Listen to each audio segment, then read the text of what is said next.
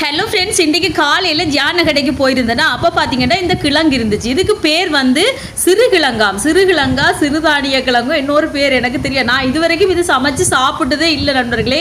நீங்கள் யாராவது இது சமைச்சு சாப்பிட்ருக்கீங்களா? இது எப்படி சமைச்சு சாப்பிட்றேன்னு தெரிஞ்சால் எனக்கு மறக்காமல் கமெண்ட்டில் சொல்லுங்கள். நான் ஜானியிட்ட கேட்டேன், ஜான் இதை எப்படி சமைக்கிறேன்ட்டு நான் கால் பண்ணி கூட கேட்டேன்.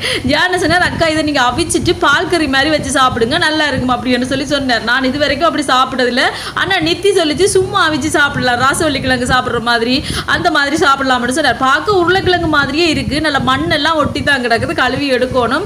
ஆனால் இதை எப்படி சமைச்சு சாப்பிட்றேன்னு எனக்கு உண்மைக்கு தெரியாது. உங்களுக்கு யாராவது தெரிஞ்சால் எனக்கு மறக்காமல் கமெண்ட்டில் சொல்லுங்கள். இதை எப்படி சமைச்சு சாப்பிடலாம், பால் கறி வைக்கலாமா, அப்படி இல்லாட்டிக்கு நாங்கள் இப்போ கத்திரிக்காய் உருளைக்கிழங்கு சமைக்க அதோட சேர்த்து சமைக்கலாமா, அப்படி இல்லாட்டிக்கு ராசவள்ளி கிழங்கு மாதிரி சும்மா அவிச்சிட்டு சாப்பிட்றதான்னு எனக்கு மறக்காமல் தெரிஞ்சால் கமெண்ட்டில் சொல்லுங்கள். சரியா?